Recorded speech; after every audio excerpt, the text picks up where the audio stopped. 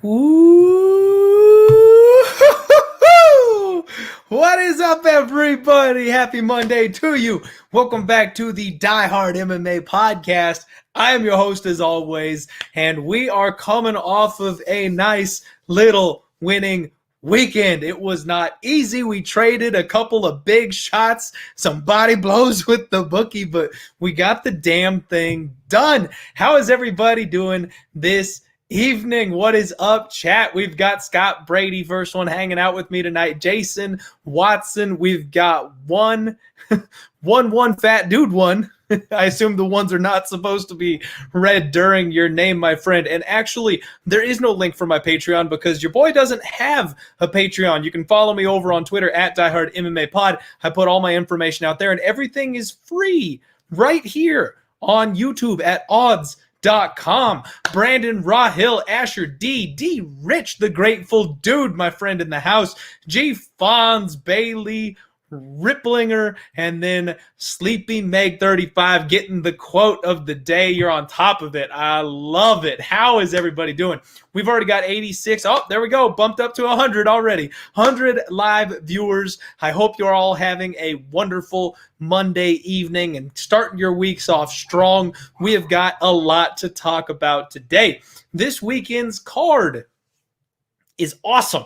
It's fantastic. We've been doing nothing but eating chalk for the last 3 weeks, and I'm so excited the fact that we've got a crazy wild card with a bunch of really closely lined fights and all kinds of stuff. I'm pumped. I'm beyond pumped. So first things first, I want to get this all out of the way, let you all know what is happening this evening. David, my friend, first-time live viewer, thank you for hanging out with me today. You picked a good night. So what we're doing today, we got giveaways, folks. It's free t-shirt day. So we're ready to give out some free podcast merch. I've got some Fireball and Popcorn t-shirts. I got some of the classic Die Hard podcast shirts, and I do have some of the blue Die Hard Stimulus check shirts as well. If you see, they all come in these nice little plastic packages, so don't have to worry about any, COVID. I don't have it. I'm clean. But we're taking precautions. You're getting them all nice and bagged up and ready to go. So we're going to do a couple of t-shirts that we'll give away early on here in the show. I'm going to break down the preliminary portion of UFC Vegas 14. And then what we have to do now is hop over to odds.com for the main card portion of the show. We got to get some love and some traction, go over and over on odds.com. They let this show come to you guys. They sponsor me. They bring it all to you free. So we got to show them some love. We're going to pause the show after the preliminary event. We'll head on over to odds for the main card and some additional t-shirt giveaways over there. So that's the plan. That's how we're rocking it this evening. How's everybody doing? John Height, thank you, my friend. Alan Vogue, Ergo Caustic, Kevin Wallace, Brian Lockhart, Jamie Tran. Woo! All right. And you know what? I had no idea about the football this evening. No idea. I'm not playing the Jets. Can't play the Jets.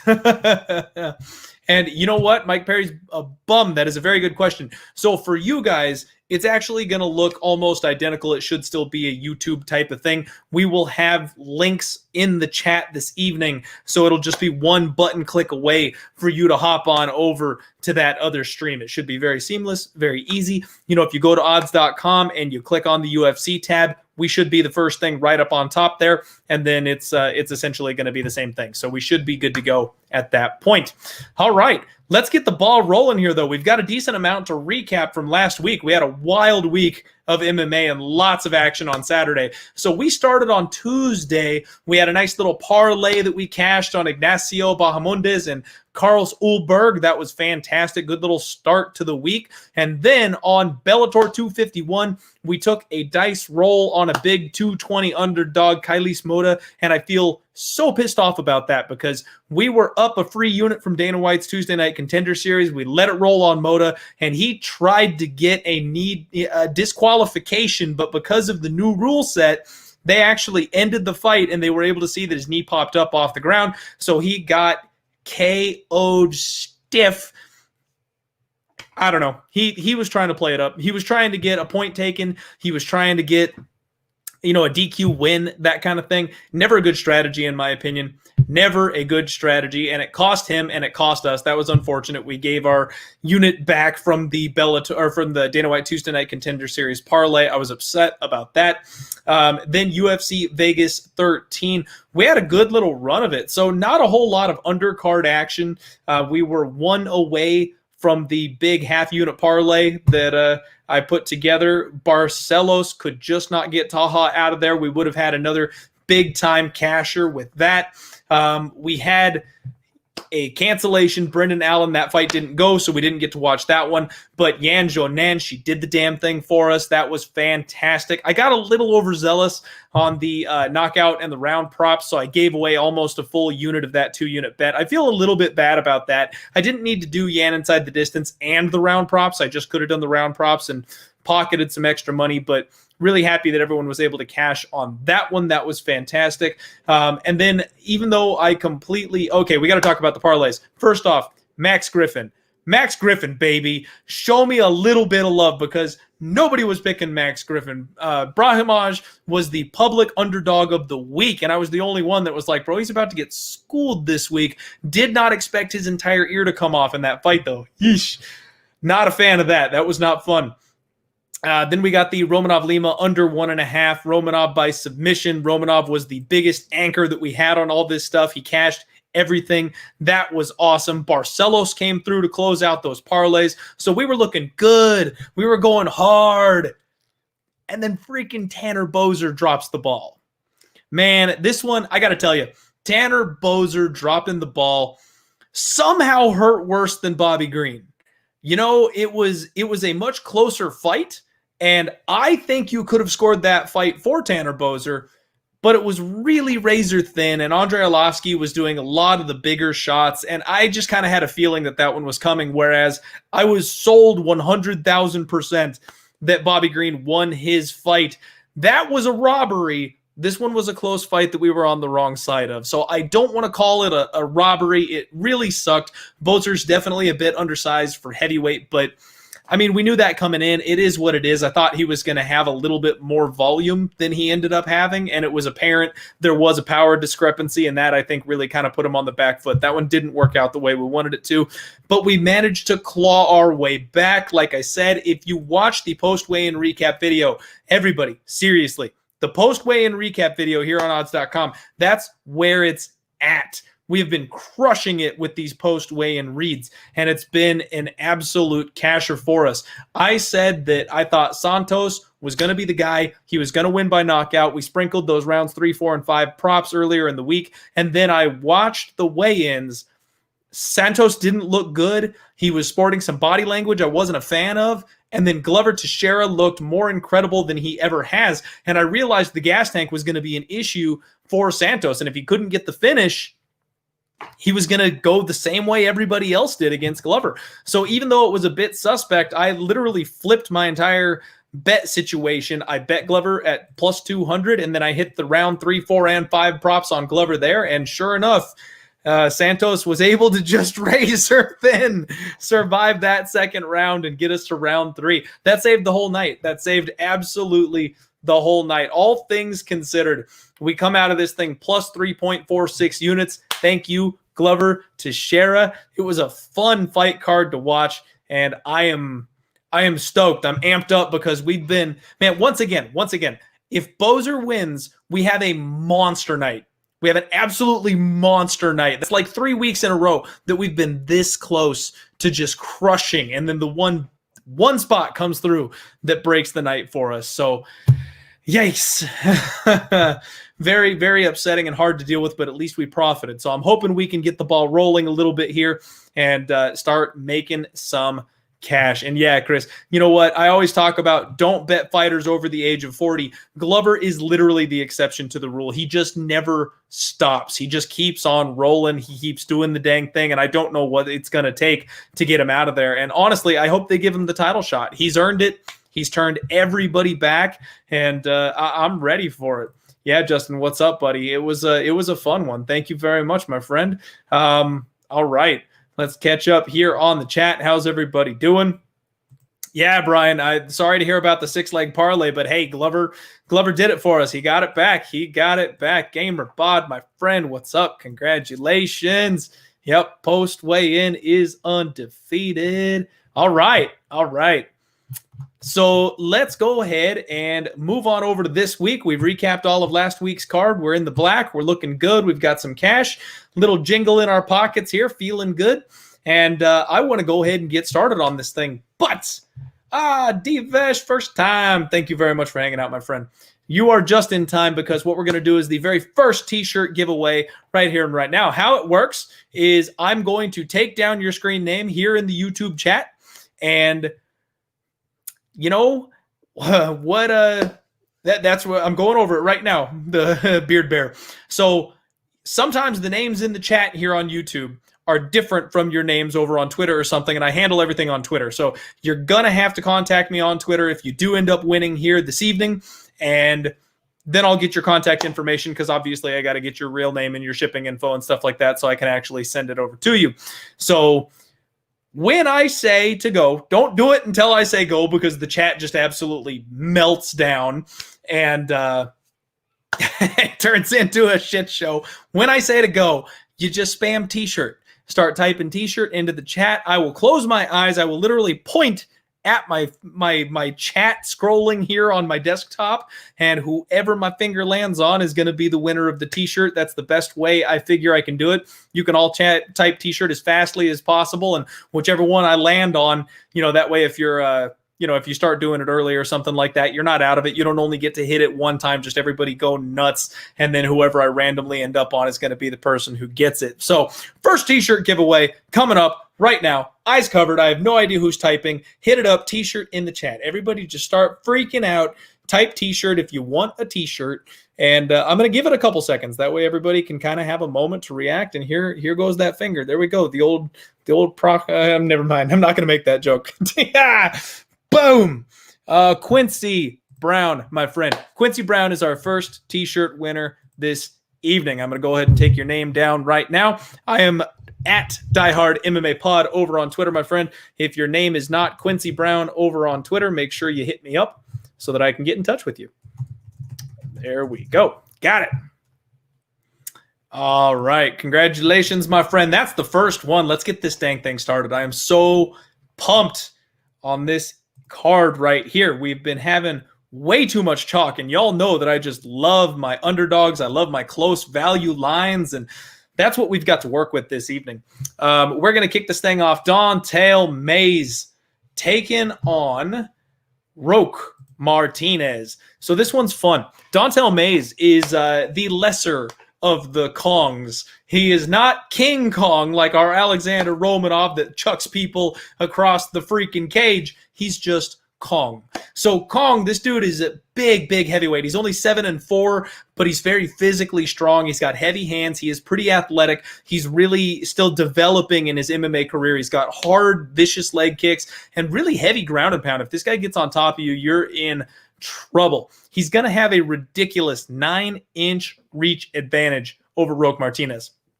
Roque Martinez is 15-6-2. The last time we saw him, he was brought in to fight the other Kong. He fought Alexander Romanov and was just kind of a layup for that guy. And honestly, he feels kind of like a layup in this position too. So Roque Martinez, he's almost like a sumo wrestler, like just big, kind of flabby, like he's not your super heavyweight. He could probably get his diet under control and then end up making 205 or something like that. But I'm not overly impressed with what I see on him. He's kind of short, squat, heavy on his feet. He's got a sneaky head kick. He's somehow flexible even with how big he is. He does have a nice forward check hook. He likes to press people up against the cage and kind of wear on them, that kind of thing. Unfortunately, he's just too small to do that against guys, these super monster heavyweights like they are here in the UFC. This is a spot where I really think this is a tailor-made spot for Don'Tale Mayes. The only problem that I have with it is he's one of the rare big chalky favorites on the card. There's only a couple of them. He's sitting about -220. And like I said, this dude's still coming along. He's not he's not where I want him to be. You know what I mean? He is not the kind of fighter that I'm looking to back at 2-1. So because of that, I'm going to go ahead and say pass on this one. If you're going to do like a Hail Mary parlay or something like that, Don'Tale Mayes is going to be the guy. He's the pick to win this fight, but I don't want to lay that kind of wood on him. And I feel like there's better options in the fight. Now, I'm sorry, on this card. If you want to look at like a knockout prop or something like that, honestly, he should be able to run through a guy like Roque Martinez. But again, I just don't really want to pay that price. Yep. And yeah, guys, we will talk about the main event here in a little bit. The Felder news breaking is shocking, and that is awesome. I freaking love that fight. We will go over it as much as I possibly can here on short notice. Eddie Mendez, buddy, how you doing? What's up? We have got 240 live viewers. Thank you all so much for tuning in and hanging out with me here on the Die Hard MMA podcast. As you all know, this is odds.com, and we are the leader. We have the best sports betting content on the net today, and it all comes to you free thanks to odds.com. All right, let's move this thing right along. We've got Geraldo de Freitas Jr. taking on Tony Gravely, and this is a fight that we already have a position on. I'm very much looking forward to this. So if you don't follow me, if this is your first time watching the show, I tweet out all my action. That's where you're going to find my bets. As soon as I make the bet, that's where you're going to get the bet and the line that I got on it. I'm open, transparent, honest about everything. I am not a professional sports bettor, and I will tell you what I am betting. Do with that information what you will. If you decide to tell me, good luck. Just know I'm not a professional at this, and I don't feed my family off the income of my sports betting. I wish I did, but unfortunately, we're not there yet. So what I'm doing on this spot, we got our first dog of the night, folks. Geraldo de Freitas Jr. is going to pull the upset over Tony Gravely. De Freitas Jr. is 12-5. Gravely is 19-6. And this is a spot where I just think De Freitas Jr. is getting the raw end of the deal. People are disrespecting and underestimating what this guy is capable of. He fights tall, he fights long, he's very intelligent with his attack. He likes to work the body, drain that gas tank. He's got great head movement. He's hard to pin down. He fires off lots of feints. He kind of keeps you on that back foot and kind of next guessing what's coming. He fires these long knees up the middle. He's got those long, lanky legs that he likes to fire up the middle and catch people off guard, which is great for dealing with wrestlers as well. And he is constantly pressuring intelligently. He cuts the cage off his opponents. He's not chasing you around in there. He steps in front of you and makes sure you are forced to deal with him. On top of that, he has excellent level changes. This guy's a Brazilian Jiu-Jitsu black belt. He averages 4 takedowns per 15-minute fights, and he hits those takedowns at a 50% accuracy. So his ground game is incredibly underrated. We mostly see him striking, and it's just not his strong suit. He actually is a better grappler, I think, than he is a striker. He's going to have a 3-inch reach advantage here, and he's coming off of a 1-year layoff. Now, a guy like this in the prime of his life, training at a gym like Novo and Yao, who's actually like kind of lost its shine the last couple of years, he's going to be in a good spot to show improvements. He's going to be able to make leaps and bounds from fight to fight. The same thing can be said for his opponent, Tony Gravely, who's actually a guy I like. He's got strong offensive grappling. He's fast. He's explosive. He fires knees in the clinch. He's got really strong hips. He's hard to take down and keep down. He's usually the one going for said takedowns.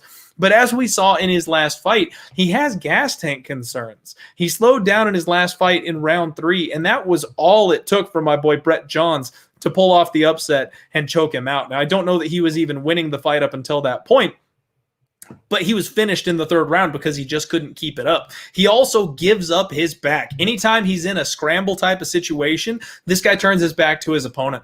Now, considering Geraldo de Freitas is going to have a size advantage, a reach advantage, he's got the Brazilian Jiu-Jitsu black belt, and he is no stranger to wrestling and grappling. I think he's going to be able to do similarly to what we saw Brett Johns do in his last fight. I got this guy at plus 165. I really like this spot. It's another spot where I feel like Tony Gravely, you just got to prove it to me. He's right there. He's got the skill set. He's got all the pieces. And maybe he'll make me pay for doubting him this weekend. Maybe he will come through and he'll look like the guy we all think that he could be.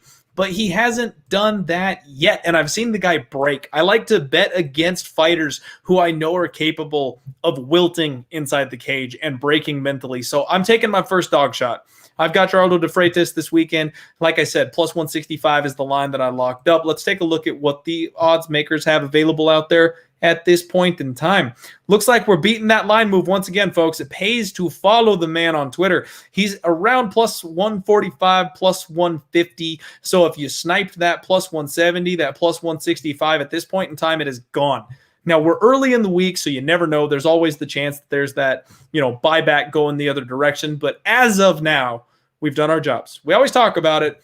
Beating the line move is the best thing that you can do. If you do that consistently, that will equal money in the long term. So we got to just try and get a better number than everybody else is getting, and hopefully we're on the right side. That's the best that we can do. And I think we got a half-decent shot at doing the dang thing this week. I like Geraldo in this spot. And honestly, yeah, gonna be an unpopular opinion. A lot of people are gonna be on Tony Gravely thinking he is the side, and that's totally fine. We are totally fine with disagreeing when it comes to fight picks. That's not wrong. Nasty Nate in the chat, what's up, buddy? Thank you very much for hanging out. Troy Dreff, how you doing, my friend? I'm sorry, Greth. I'm sure I've mispronounced that. My mouth is getting a little ahead of myself here. Nick, what's up, buddy? Yeah, so I put out a tweet earlier today. We're starting the show an hour early during daylight savings time. I'm in one of those weird spots where we don't follow daylight savings time. So for my personal schedule, I got to do it 4:30 my time, and that's 6:30 Eastern instead of 7:30 Eastern like usual. So for the next couple of months, this is how it's going to be. We'll be starting just a little bit early. What is up, Jaron, my friend? How you doing today? All right. Tanner Farragus, how you doing, my friend?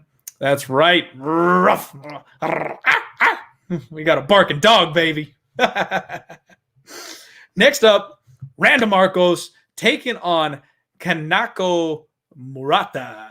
We got a fun one here. This is one that most people probably are not going to be looking into on their cards. Not overly exciting. It's a women's fight. I know a lot of people. Okay, I got to pause.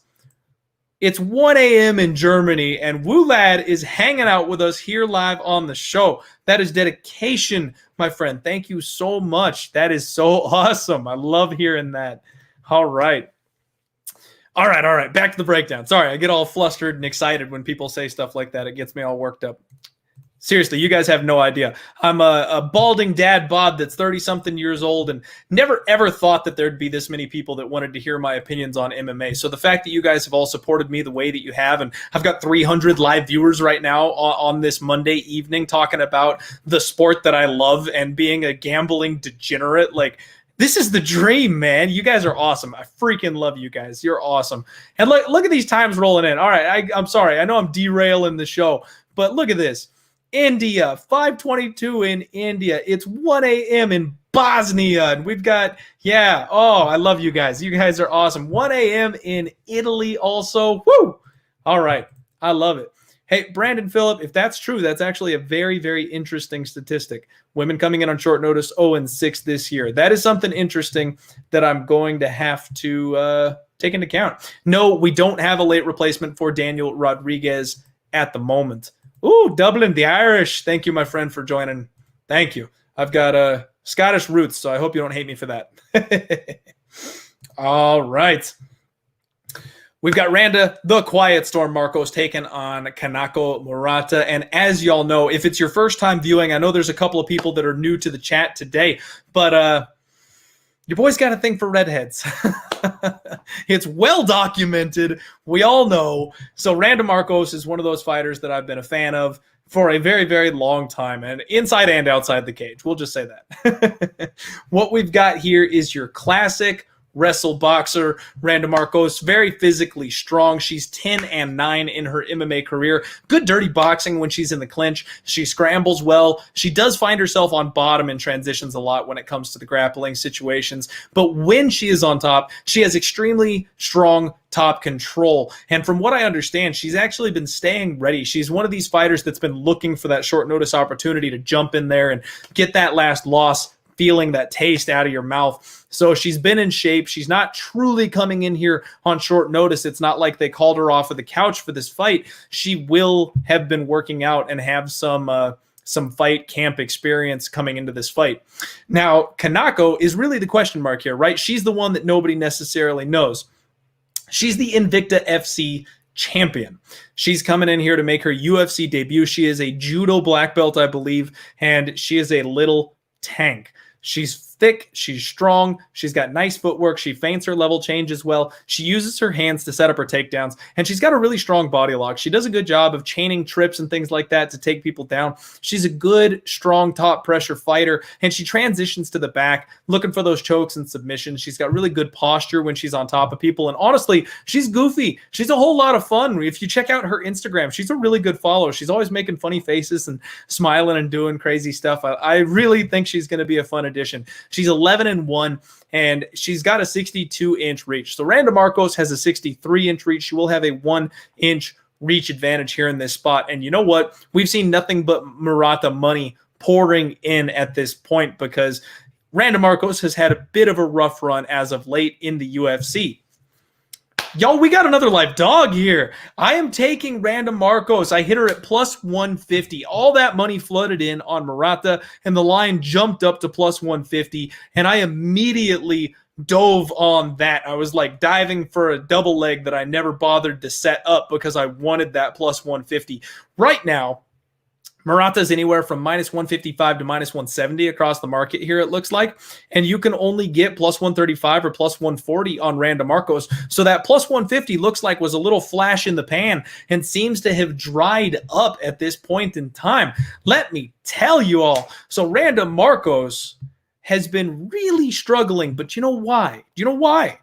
She has been fighting the cream of the crop in her division for years.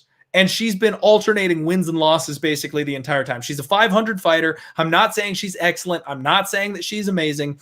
But she fought Mackenzie Dern, who's the grappling specialist of the world. Amanda Ribas, who is the youngest, hottest prospect in MMA right now and is destroying everybody. She fought Claudia Gadelha, who I know we took the opportunity of fading, but she fought her a year or so ago when she was a little bit more of the Claudia that we know, and she's got that grappling advantage. She fought Angela Hill. She fought Nina Ansaroff. She fought Alexa Grasso, Carla Esparza. I mean, she's really just fought everybody, and she's fought very closely and competitively with all of them.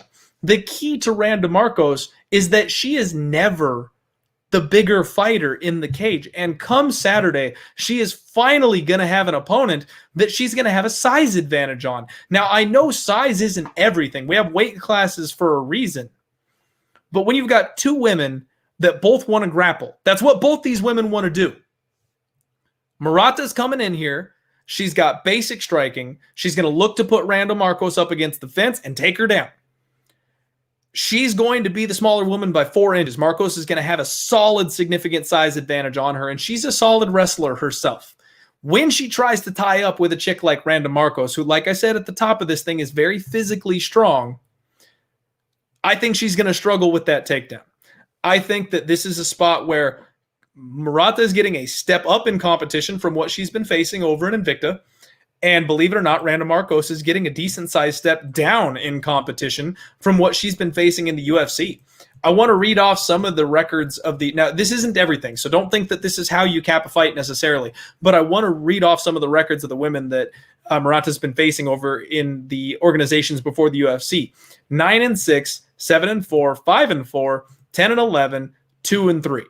So she's been fighting either very low experience level fighters or other relatively 500 level fighters. And if you're fighting at 500 outside the UFC, you're probably just going to get your ass kicked inside the UFC. And we've seen Randa Markos have flashes of brilliance, like when she submitted Angela Hill a couple of years ago. I mean, she's got all the pieces. She's made some mistakes, but I don't think that's going to be an issue here in this fight. And I see a lot of people in the chat talking about the bad fight IQ and things like that of Randa Markos. I fully understand that. She went to the mat with Mackenzie Dern her last fight. You can't do that. You shouldn't do that. That's a problem. That's how Mackenzie Dern wins. And I actually bet Randa Markos in that fight because as long as she didn't take the fight to the ground, she should have won that thing clear and away standing up. But she she did what she always does, and she gets caught up in a scramble and goes to the floor. Murata doesn't have the jiu-jitsu advantage that chicks like Mackenzie Dern and Claudia Gadelia and Amanda Ribas had over Randa Markos. She is not that nasty submission threat that those other women are. And I think plus 150 is just disrespectful.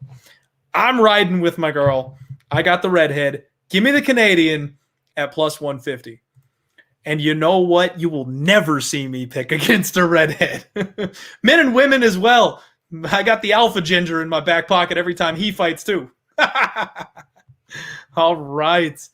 Brandon Phillips making the bold statement that this will be a draw. Yep, we got another vote there for Markos. And MMA Martin, yeah, always loses to wrestlers, but she loses to bigger wrestlers, my friend. She loses to people who have a size and strength advantage on her. And that's the key. That's the key. She's wrestling a much smaller woman here who comes from a lower level scene. I'm going to take that. I'm going to take that plus money. We'll roll those dice. All right, all right. And I see a lot of people just not liking the pick, and that's okay. That's okay. Ben Eggs, yeah, man, you know. All right. Once you go red. Yes, we will be working our way through the entire card. We will speak on that one as we get up to the top. All right, let's say... sorry, just catching up on the chat here, everybody.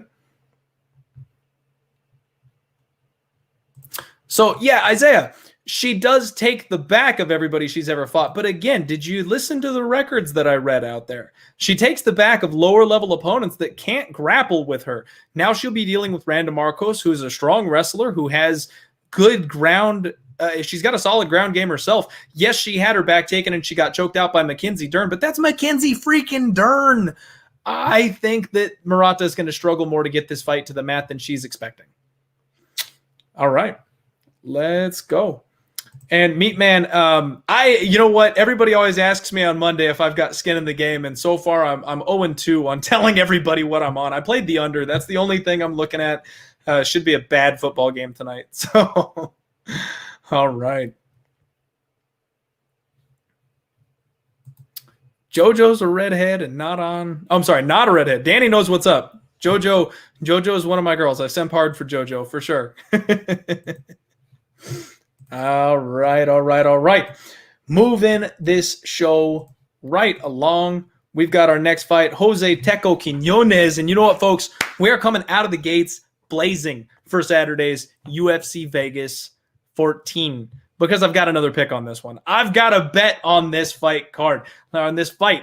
I keep mixing up fight and card. I'm sorry. Jose Alberto Quiñónez, El Teco, they call the man. He is 9-4, taking on Luis de la Samurai Smolka, who is 16-5.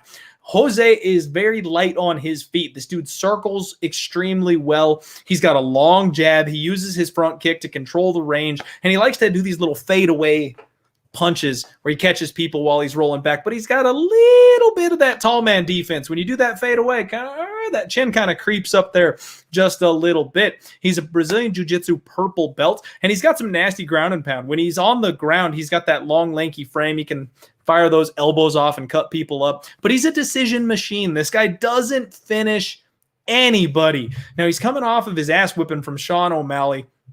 He's 5-3 so far in the UFC. And that's a pretty impressive record at the top end. However, with 5 wins in the UFC, not a single one is an active roster member. Jose Quiñónez has 5 wins in the UFC, and not one of them is still in the UFC. He is going to have a 1-inch reach advantage here in this fight.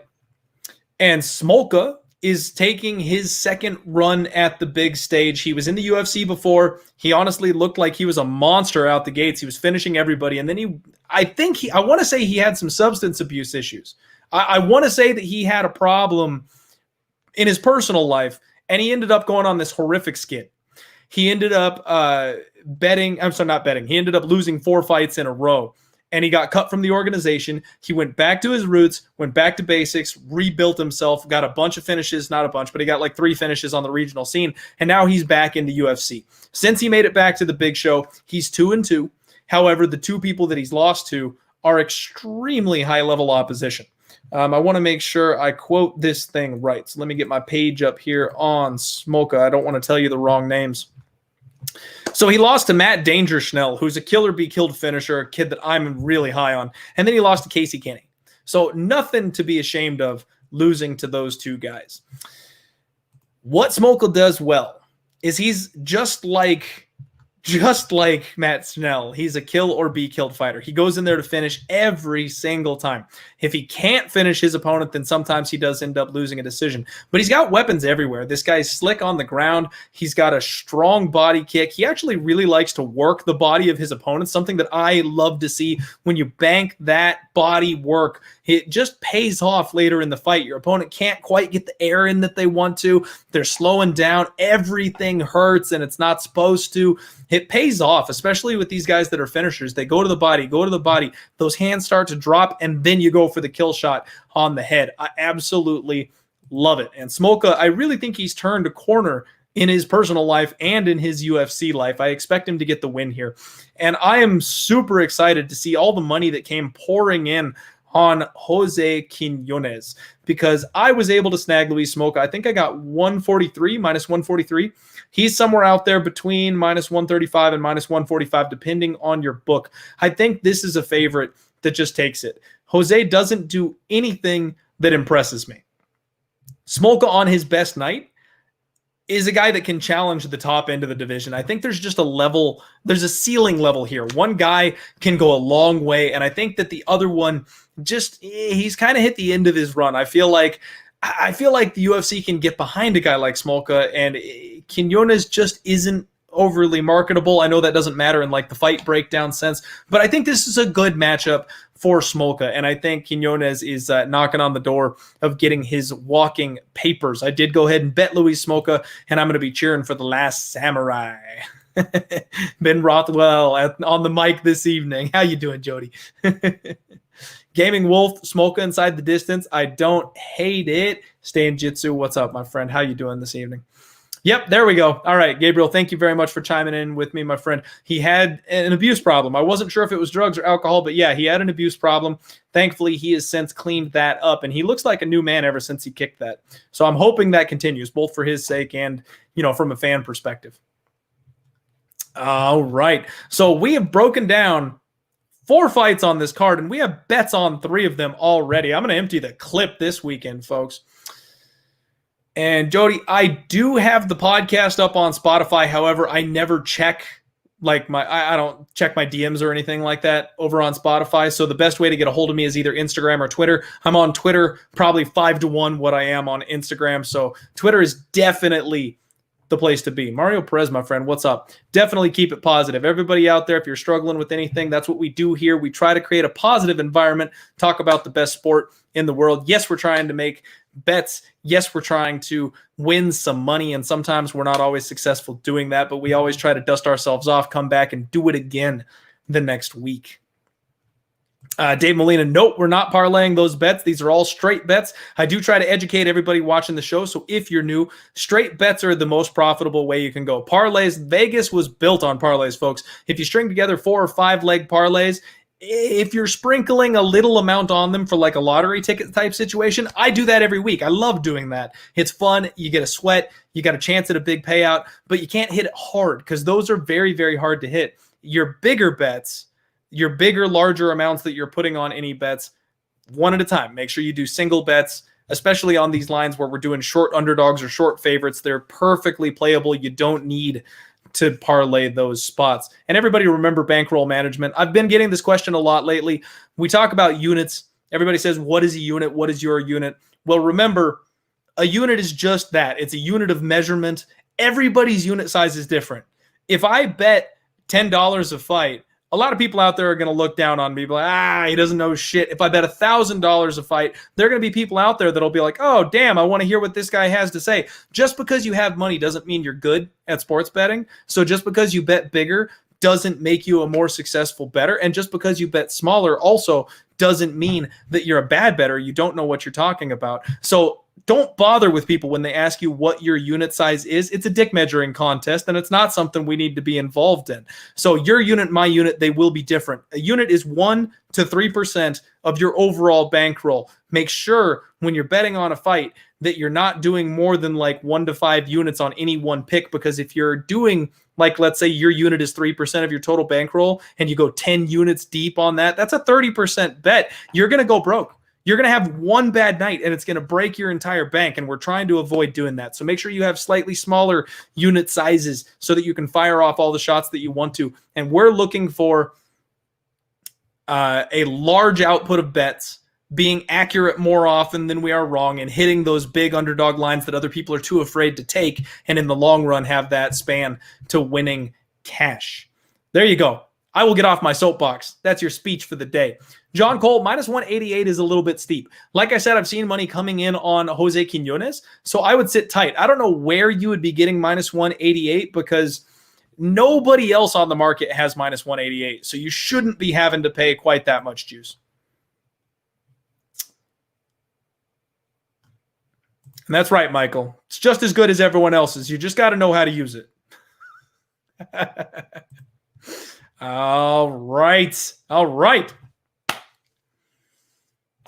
Let's go ahead and move this thing right along.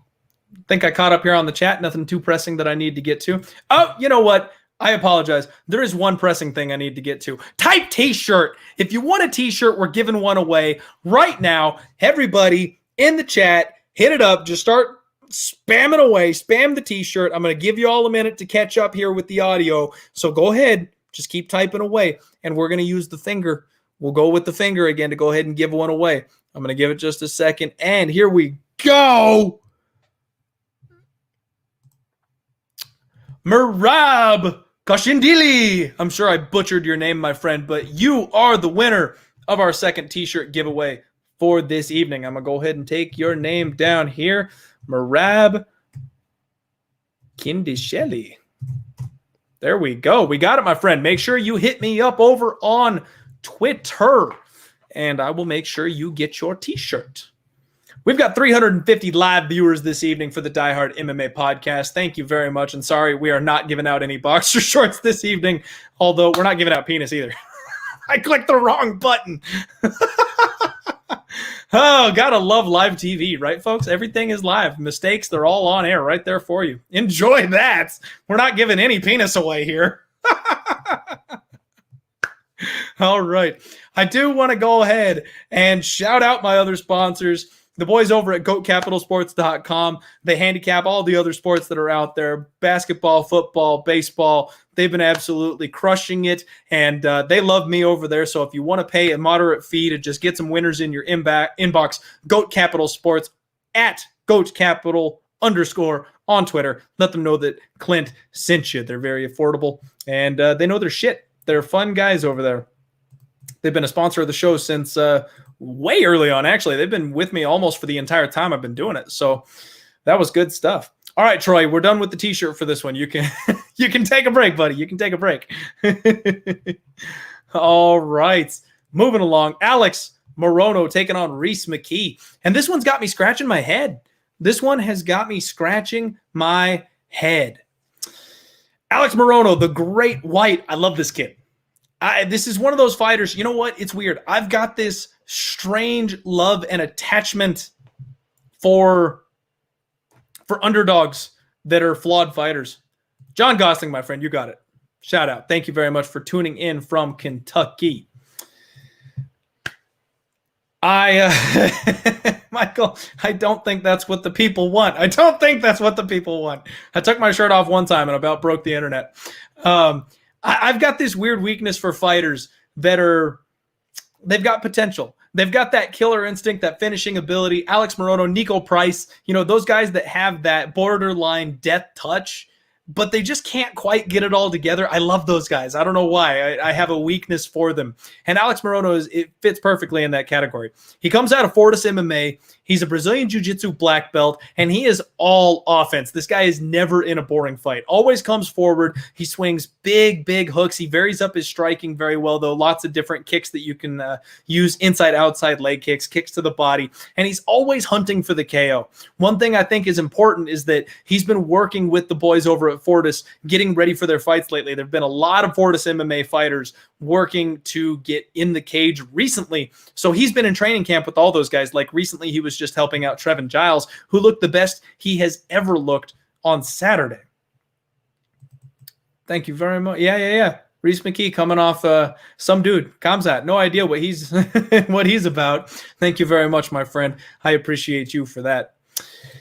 So I like Morono. I really like Morono, but Rhys McKee, this kid's no joke. Rhys McKee, like our friend said, came in against Khamzat Chimaev, but that doesn't mean that he's a bum. He was brought in to be the debutant against Khamzat, but there's actually a lot of there's some rumblings about Rhys McKee out there. Everybody actually is relatively high on this kid from what we've seen on the regional scene. Since he's moved up to 170 from 155, it seemed to do him wonders, and he has fought a level of competition that's a little bit questionable. Kid's got a pretty sick ground game. He's a BJJ purple belt, so he's going to be outgunned in that spot here. He does fight at range extremely well, and he's going to have an enormous 6-inch reach advantage in this fight. That's the key that really concerns me here. He's got a long jab, a stiff jab. He uses that thing excellently, and he has really heavy hands. Rhys McKee has a 100% finish rate. All 10 of his wins have come by finish.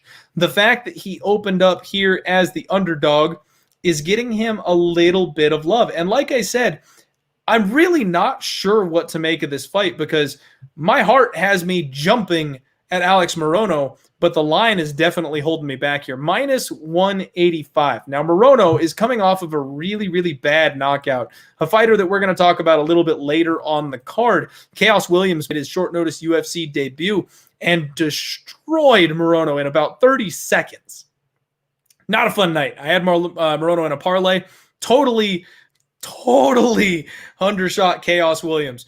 But he was on a 3-fight win streak prior to that. Kenan Song, Zach Otto, and Max Griffin. So not bad. And then he's taken on this kid, Rhys McKee, but he's going to be at a physical disadvantage, height and reach. And then, like I said, we've seen him get KO'd twice. He's coming off of a bad KO. And Rhys McKee fights extremely well at distance. And that, you know what? Only bet the plus nails it. As much as I love Morono, he doesn't make the best decisions. And he's a fighter that whenever I want to bet on somebody, I got to know they're going to follow the game script, right? We don't know what the coach's game plan is. We don't know what the fighter's game plan is. And Brahimaj is a perfect example of that from this past week. Everybody thought Brahimaj was going to come out and grapple. Everybody. That's what he does. He's a submission specialist. He's a wrestling guy. He didn't shoot a single takedown. He got his ass kicked on the feet by Max Griffin. He got that veteran lesson. And this week, this is kind of that spot. You've got this kid, Rhys McKee. You're like, wow, you know, Morono's a black belt. Maybe he can take him down and work him on the floor. Morono's probably going to stand and strike with him. Probably. Just telling you the truth. He probably will. So this is a pass for me. This is a classic fireball and popcorn spot, if you will. Get your favorite drink, do a shot, get a snack. Just sit back and relax. This one's going to be a banger. These guys are going to go out there. Alex Morono is never in a boring fight. And Rhys McKee is looking to change the minds of everybody who saw him get his ass kicked by Khamzat Chimaev. He's coming out for blood. So this is going to be low-key a contender for fight of the night. And I got to tell you, Dana White's got his work cut out for him this weekend because there's a lot of fight of the night contenders on this card. But this is definitely one of them. I think later on in the week, as always, some of you may know, I do a show called Total Madness. We break the fights down again. We talk about the unders, the overs. Do we think the fight's going to go the distance, and break it down from that perspective rather than actually picking a side or a winner? This is potentially an under spot. This is a spot we may want to look at, maybe just going ahead and taking the under, because these guys are getting after it. I don't know if we've got a total yet. Let me find it here again and I'll check it out. We got, yeah, see, they got the total set at 2.5 and it's plus 130 to the under. Folks, oh, baby, this fight is plus 130 to the under. Hello, that might be a bet. That might be a bet. Rhys McKee has a 100% finish rate. He's outgunned on the bottom. Black belt versus purple belt. Both these guys like to strike. Morono's gotten his chin clipped. Rhys McKee's got bombs for hands. Under 2.5 at plus money might be the move. Might be the move. All right. I think we may have found a spot there live on camera that we didn't really expect to tune into. And next up, we have got another women's fight. It's ladies' night on Saturday, folks. It is ladies' night. Robert Cherry, my friend, how you doing? Thanks for hanging out. All right. Let's see here. Grudge. Yeah, we can ship pretty much anywhere, man. Stick it in a bag, throw it off in the post office. Ship the shirts anywhere you want to go. Now, hey, I do want to give a plug real quick. So this evening, I'm giving away a couple of free shirts. If you miss out and you want to support the show, Pub Sports Radio makes my shirts. I've got to do a huge thank you, big shout out to the boys over at Pub Sports Radio. They do lots of live streaming. In fact, they're going to be doing a live companion betting show this evening while the football game is going on if you want to jump over there and watch them and do some live betting action and stuff like that. But they handle all of my t-shirt stuff. So if you don't win a shirt this evening, they're your classic $25 worldwide shipping. Head on over to pubsportsradio.com. Make sure you check out their shop section. They've got all three of my shirts. And unless I'm mistaken, we're getting hoodies, folks. It's getting cold out there. And I think we're going to do the classic black Die Hard MMA logo with the hoodies. I'm looking forward to those. I'll be getting a few of those myself. Next up, Ashley Yoder taking on Miranda Granger. And folks, I cannot help myself on this undercard. I just can't help myself. What, did something happen in the chat? Somebody say something they weren't supposed to? I saw somebody say the word ban. Keep it civil, folks. Remember, we're all about positivity here. You get a real quick ban hammer if you say anything, racial or anything along those lines. So just don't do it. Just keep it positive. We're talking fights. We can disagree. That's okay. But don't get out of control for me. Ashley Yoder, 7-6-0, taking on Miranda Granger, who is 7-1-0. Ashley is a Brazilian. Sorry about that. Tongue-tied. Ashley Yoder is a Brazilian Jiu-Jitsu brown belt, and she is constantly looking for the takedown. Ashley Yoder is a lot like our girl Randa Markos a little bit earlier in the evening, where she's got that 500-looking record, but it's all because of the UFC competition that she's been facing, right? She has a good top scrambling ability. If she gets on top of you, she can absolutely cause some issues. She likes to walk her opponents down. She's aggressive on the feet, but she is just so hittable. When she's in the clinch, she's got some elbows. She throws some serious elbows in the clinch. And, yeah. Yep. And timeout. Hate doing it. Don't test me. There's no point. There's no point in doing it. Don't use the N-word in my chat. You get one shot, folks. You get one shot. If I time you out for 5 minutes because you use a racial slur or something like that, you get one chance to clean it up and be nice and stick around. After that, you get the block. We just don't do racism here. So don't. I mean, if you are one of those weird people out there that wear getting banned as a badge of honor on your chest, first off, you're weird. That doesn't make any sense. But second off, if you're doing it to be funny after I said don't do it, it's not funny. We're going to ban you. Just don't do it. Sorry, lost my train of thought there. Let's get back to this thing. What was I saying? So she's hittable. She is so hittable. She walks her opponents down. She wants to grapple. She wants to take people down, but she just is wide open to get popped in the face when she does that. The other thing is she is the weirdest brown belt I've ever seen in my life. She always loses position. I do Brazilian Jiu-Jitsu, right? Your boy knows Brazilian Jiu-Jitsu, and I don't understand how she loses position. I've never grappled with a brown belt. Hell, I've never grappled with a purple belt that loses position as easily and as often as Ashley Yoder does. She gets way too high on her opponents and falls off, and then she's willing to play on bottom. She's one of these fighters that thinks that she is so good that she'll play on her back. And just she'll get grinded away. She'll get grinded away. And that's how you lose fights. Miranda Granger on the flip side of this thing, she has extremely fast hands. I love the hands of this chick. She strikes well from distance. She's extremely strong in the clinch. She's another one that's got that dirty boxing thing going on. And she throws those John Jones-esque side kicks to like the knee to the front leg, trying to keep her opponents at range and work that front knee, make it hard to stand on, take some of that durability away, make it hard for opponents to get the takedowns. She is very, very patient after hurting her opponents. She's one of these fighters that lets the win come to her. She's not going to get overzealous if she clips you a little bit or something like that. And she's fully capable of landing the knockout, which is rare in most of these women's fights. You don't see a lot of women that have got that knockout power, but she's got actually a high finishing rate. She's got 5 submissions herself. She does have 1 knockout, but she sets most of that up by hurting people on the feet. She is Miranda Danger Granger, and I just want to go ahead and give her a little bit of props for the awesome fight nickname. And apparently I like fighters that are nicknamed Danger. I like Matt Danger Schnell as well. And this is a spot where I want to tell you that the numbers lie a little bit. So in a lot of other sports, football, baseball, basketball, the numbers are everything. You can crunch everything down.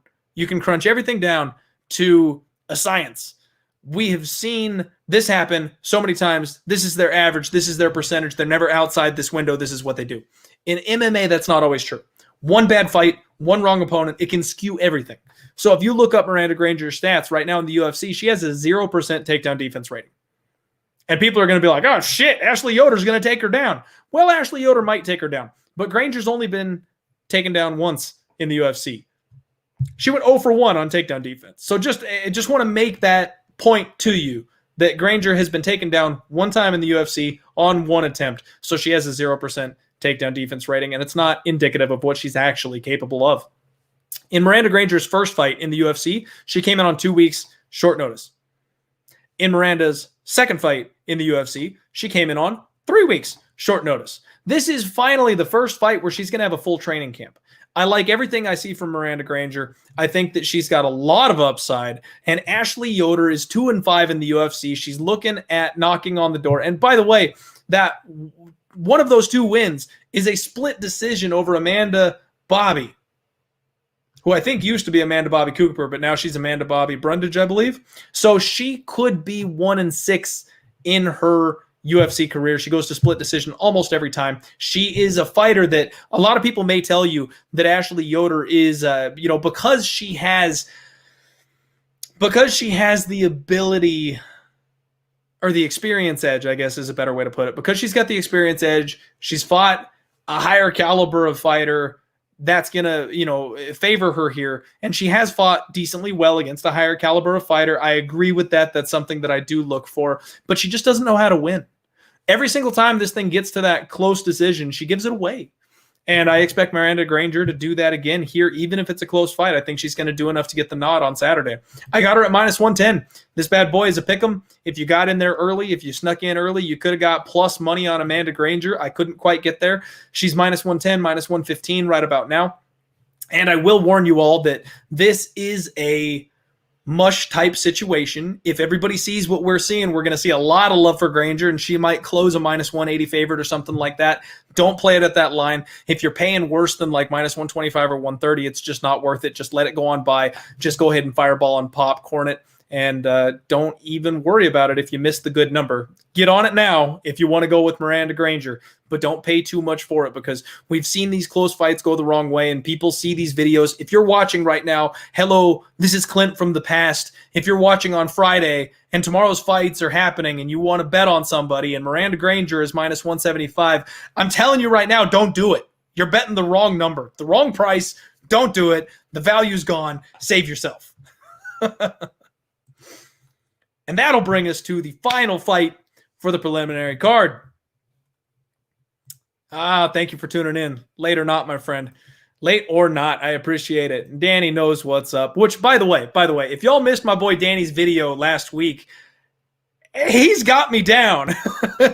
He did his best Clint impression, doing shots and wooing for me. I had to be good. We were celebrating my wife's birthday last week, so I wasn't able to do a whole bunch of shots or go crazy, which, by the way, I'm craving it. I'm doing the damn shots on Saturday this week. I'm going to get all up in it. But Danny carried the weight for me. He did the shots for me. And the impersonation was spot on, my man. You absolutely nailed it. If I ever get sick, if I have a day that I can't quite make it on camera, Danny's going to be my backup. He's going to be the guy that I tag in, and he'll be doing shots and, reaction videos and woos for me on Twitter.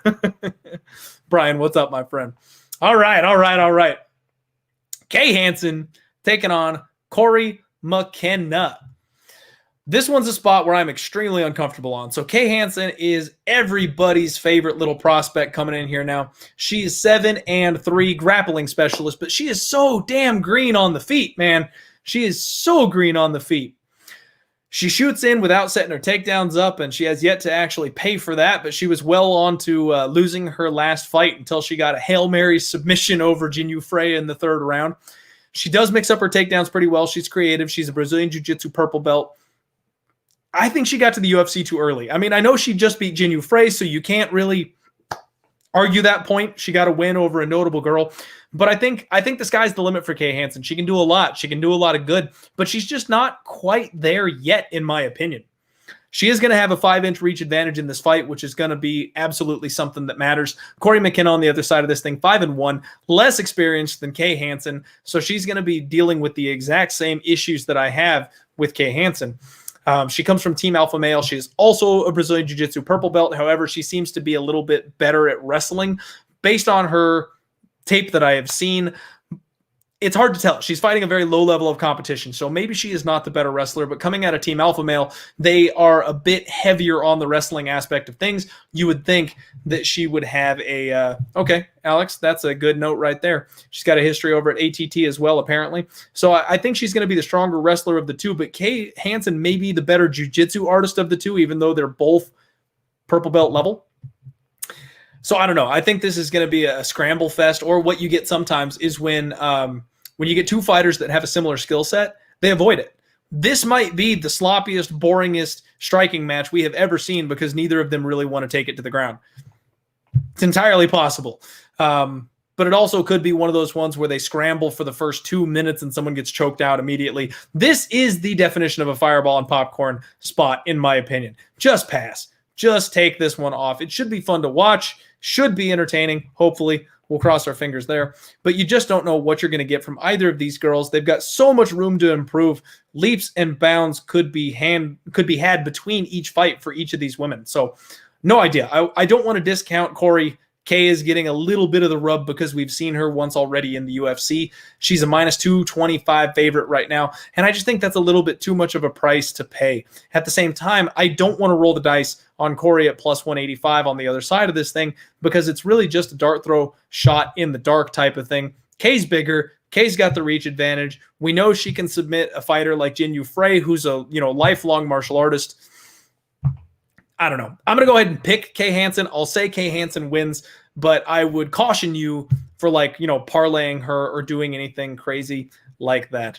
Now that does go ahead and conclude the preliminary portion of the evening, folks. And my friend Drew Proctior says, I need a shirt. Well, my friend, I've got one for you. What we're going to do is we're going to do one more t-shirt giveaway real quick right here, right now on the show. And then everybody's got to migrate over to odds.com. I'm going to end the stream here. Yes, you heard that correctly. I'm going to end the stream here, and we will have another stream up and running over at odds.com for you to join. And then we should be able to pick the stream up there for the main event portion of the show. Let me make sure that we have a link for you here. So if something goes wrong, everybody try not to panic right now. I'm doing something on the fly that I have never done before. I have never done this one before. So my lady Cynthia was supposed to be in the chat handing out some links to odds.com to make sure that everybody could get here for the stream, but I'm not seeing that. I want to make sure that is set up and ready to go for you guys before we migrate. Okay, there we go. I'm going to go ahead and stick this in the chat for everybody. I see you all with your t-shirts. I know. I'll get there. I'll get you. You're going to break your fingers trying to get there. All right. T-shirts. Everybody click the t-shirts. Go for it. Covering the eyes. I have no idea who's typing what. And we got the finger. All right, who's going to get lucky right here at the end of the preliminary portion? Woo! Jake Berlin. Jake Berlin, my friend, you have won yourself a t-shirt. I'm going to go ahead and take your name down here. Make sure you hit me up on Twitter at DieHardMMAPod. We will connect and we will get you our shirt. All right, we've got 385 live viewers. Thank you all so much for hanging out with me this evening. Cynthia, thank you, ma'am. You are a legend. She is in the chat here. Everybody make sure you hit that link. We are headed over to odds.com. Come hang out with me. We're going to break down the main card for UFC Vegas 14. See you in a minute. Let's roll.